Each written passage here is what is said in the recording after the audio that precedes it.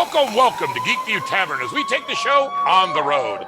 From WonderCon 2022 in Anaheim, we take a break from day drinking, taking you inside a convention panel room, revealing secrets behind Valiant Comics, Malibu Comics, and the Ultraverse. Take note, no comic professionals were injured during the filming of this episode. I'm your bartender and former Malibu Comics publisher, Dave Olbrich. Coming up, what was contained in the original Ultraverse manifesto? Who fixed Tom Mason's original concept pitch for Prototype? What are the hidden meanings behind the Malibu and Valiant logos? And which fan of Valiant Comics wrote the continuity Bible used by the editors? Remember to like the episode, leave a comment below, share it with friends, and please subscribe.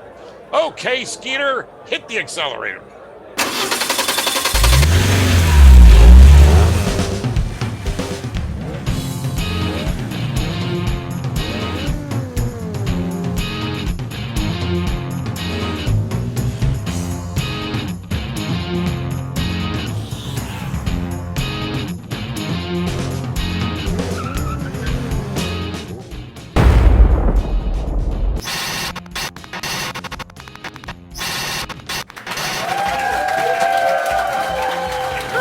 Paige Halsey Warren, and I make comics and character designs, and you're watching Geekview Tavern.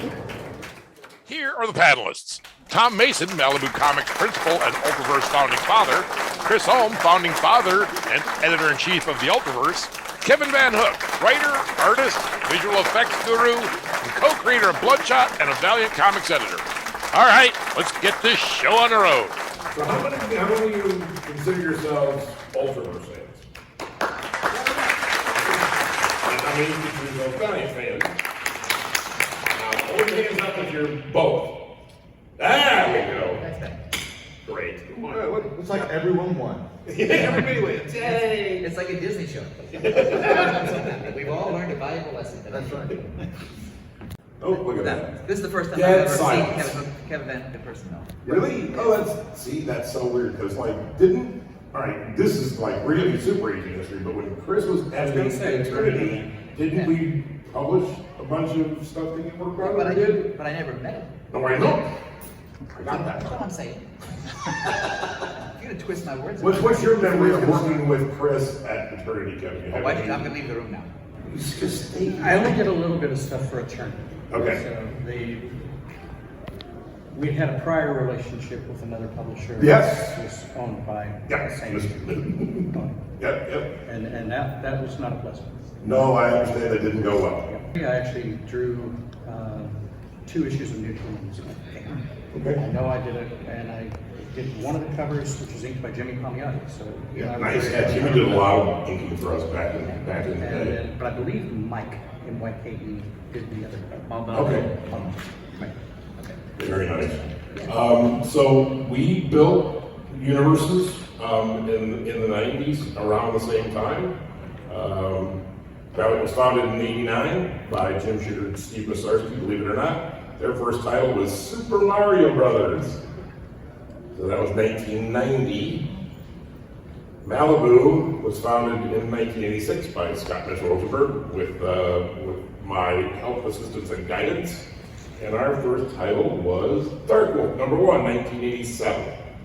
So we predated at least the Malibu version of our company existed about 3 years before Valiant came along. Who's the color on that?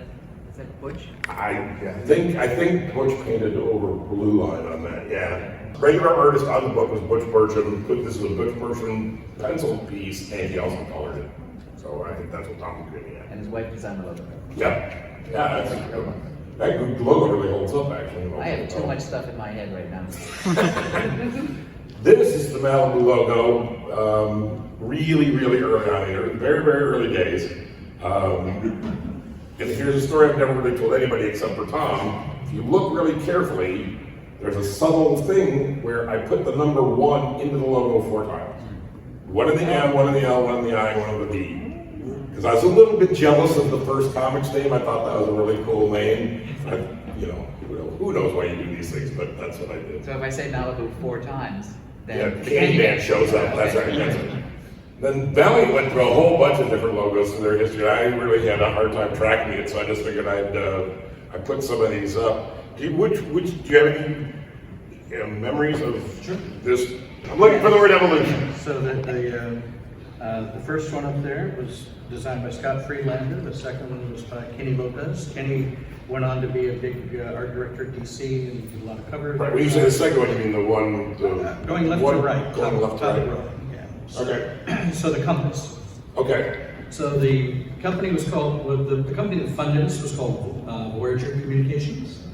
And so there was a map theme, and so that was one of the compass. There you go. Although then they named the company Valiant, so it but that was the idea. So then they finding a way to incorporate the V into the compass. Yes. And so then, just real quick, going down to that next row, then that's basically starts around the time just before Acclaim acquired us. And then I think that last one is, the last one is the 2012 incarnation. Which one do you like best? I think it's because it's when I came in. Sure. I like the second one. Okay. There you go. So the Valiant logo, the type is in Pinois. The top center one, right? Yes. Pinois. And That does sound very fancy. it does. So the Valiant universe started in 1991. Its first titles were Magus Robot Fighter, Solar Man of the Atom, and Rye appeared first appeared as a flip book. That's right. Anybody know who the artist was on the Magus Robot Fighter? Clearly that's Barry Windsor-Smith, Solar Man of the Atom. Art Nichols. Art Nichols. Art Nichols and did Bob that Layton. Okay. So the late Nicks and Nichols pencils. Okay. And that's... He's good, that Nichols guy. He is. Oddly enough, the very first comic book job I ever did when I was 17 was for Pacific Comics, and Art Nichols inked me on that. Oh, how about that? That's cool. Yeah, Did you guys get along? It's a little... We never met. At that time, we met years later. Right? We met when we were at New York City Comic Con, and he was set up at the table, and I had been touring the room, and I found a art dealer, former publisher, who had stacks of pages, and he had my pages on his table, and I'm like, I was told these burned up in a warehouse fire, and he's like, no, these are yours. And so I went to Art and said, you want to split them 50-50? We want to throw them away together? What do you want to do? Because he was like 18, 19. I was like, Yeah. Well, the middle one's clearly Barry Windsor-Smith. There's no question about that. Yeah. Who did the inside? Do you remember? Of Solar. Solar. Yeah, so the Solar was divided in half. Barry Windsor-Smith did 10 pages, Don Perlin did the other 10. Okay. And so there were two storylines because the story between Bob Layton, Barry Windsor-Smith, and Jim Shooter was called Alpha and Omega, which ended up in which was basically how the Solar character destroyed his universe and then created the one that became the Valiant universe. Okay. Very cool. And Rye, It's Joe St. Pierre. Oh, really? Oh, I love Joe. Joe's a great guy. Joe's come a long way. He was good then, but He does really really fantastic. too. Yeah, Joe's a great guy. I love him. I did a Transformers project with him. That's awesome. Here's the Ultraverse. We launched in June 1993, and our first titles were Prime, Hard Case, and The Strangers, all of which came out in June 93. So here we are. So, Kevin, I know how we built the Ultraverse, but what was the guiding philosophy of trying to tie the Valiant books together? So primarily Jim Shooter was the architect of the original Valiant universe, and Jim had a philosophy that he wanted to tell stories that were based in the real world to the point where we actually did time date stamps. So we would literally say things like November 17th, 5:38 p.m. Wow, Brooklyn, New York. And so we would do things. We were so intent on trying to keep this working that we would do things like we would get together and say, okay, I'm going to do a cameo of Ninjak and Bloodshot. I would like Bloodshot to do a cameo in Ninjak. So we've got a point in the story where Bloodshot's walking down a hall in military intelligence in England, and he passes Ninjak, and Ninjak has his arm in a sling. In Ninjak, we did the reverse from the other point of view. Nice. And we had the dates right. Yeah, no, And we were very cool. lucky that we had a fan who sadly passed away years ago, a guy named Seaborn Adamson, who we called our librarian, who we would say, Do you remember which issue and you wrote a continuity Bible for us before he passed? Wow. Really That's very cool. Yeah, and we flew him out for Bob Layton's 40th birthday party bash, and we brought him out here to San Diego. Right. That's cool. What happened to the continuity Bible? There's copies out there. Fans have them. When I built my house, I sold a lot of my paraphernalia and memorabilia, and I sold my copy of that one. And Without getting too inside baseball, how was it? Like, what was your approach to taking stuff like Magnus Fighter, Robot Fighter, and that kind of stuff, and integrating with the new creation? Right. So real quick, Magnus, Robot Fighter, Turok Dinosaur Hunter, and Solar Man of the Atom were actually all licensed from Western Publishing, and which was artists like Wes Manning and great people had created these things back years ago in the 60s. Very popular books back in their day. And we licensed those, and we created a universe in our future. So in the 4000s, I believe, was when Magnus existed. And so they would only interact with our characters that we were creating in modern day times if there was a time travel story. Something happened. So we had a big event in 1992 called Unity. Right, And that was really what set us on our path to a great run. And Unity took place across time. So and the tagline was "Time is not absolute." Right. And so we had characters interacting with the future guys. Cool. So what was your role specifically? Like, what cog were you in the machine? I began as production manager. Shooter and I overlapped for about 2.5 months. And then I started co-writing with Jim, and then I inherited the books he was writing, which was two of the books he was writing, which was Eternal Warrior and Solar. And then I co-created Bloodshot. Right. And I very quickly became an editor, and then I got there this week 30 years ago. So on March 28th,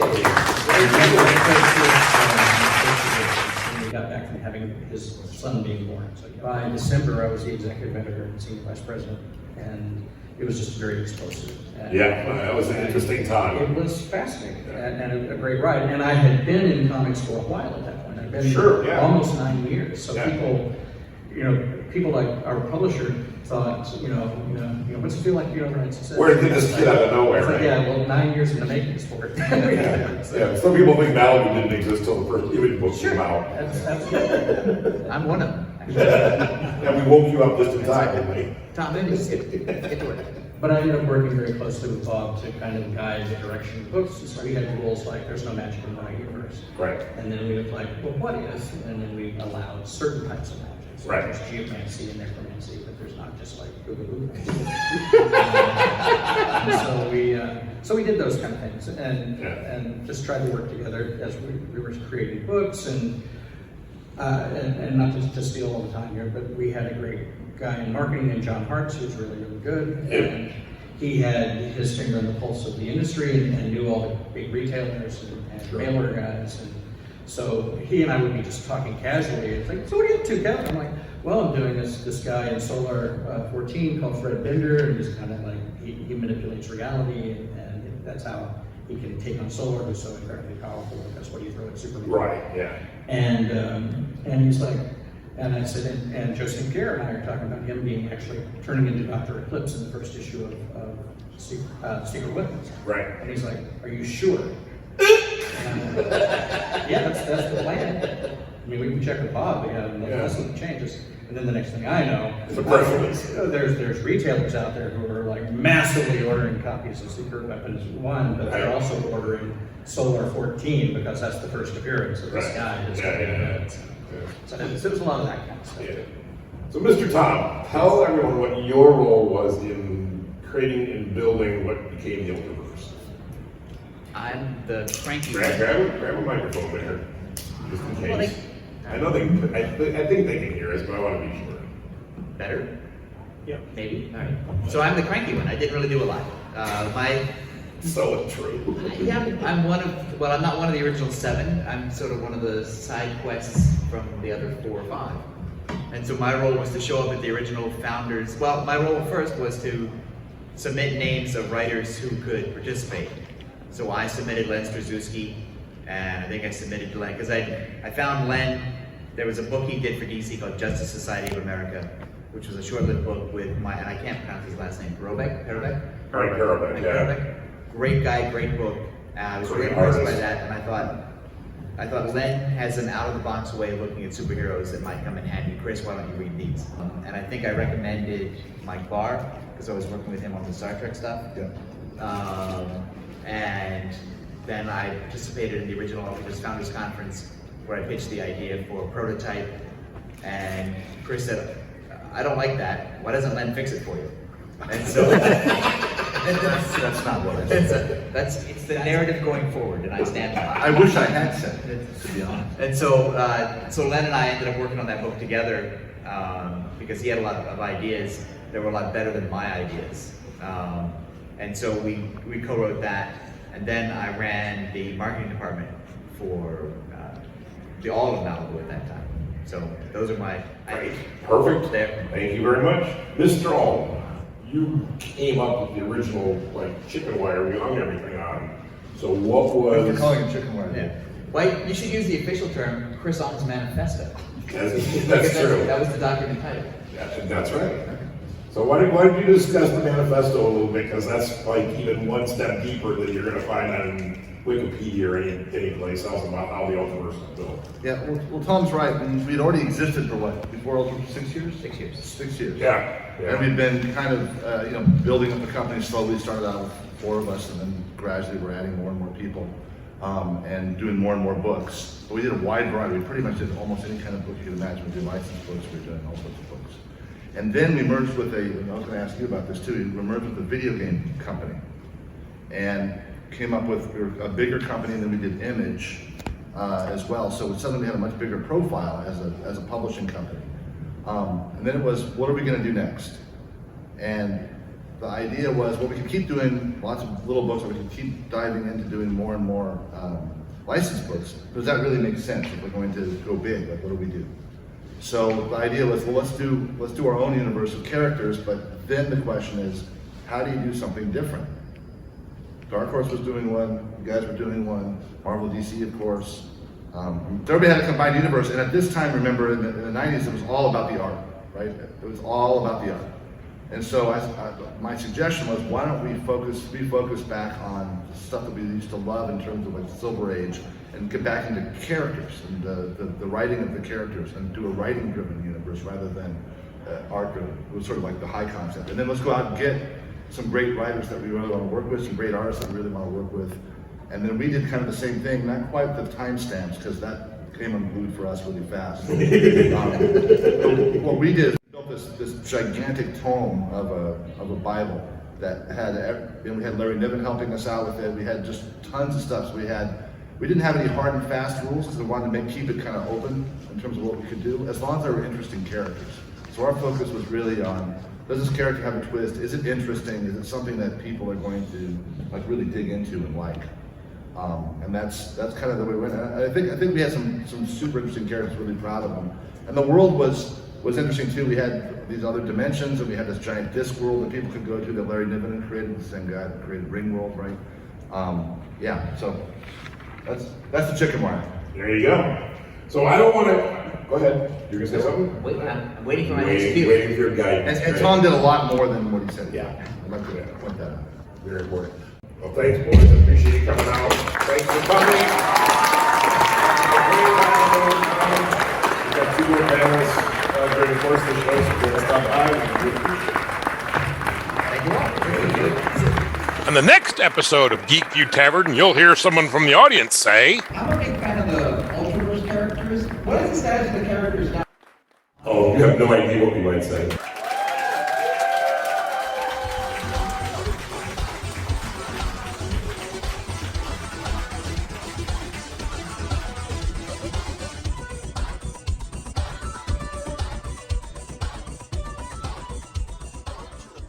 Thanks for visiting Geekview Tavern. Remember to like, share, subscribe, and click the bell to get notified. Come back soon.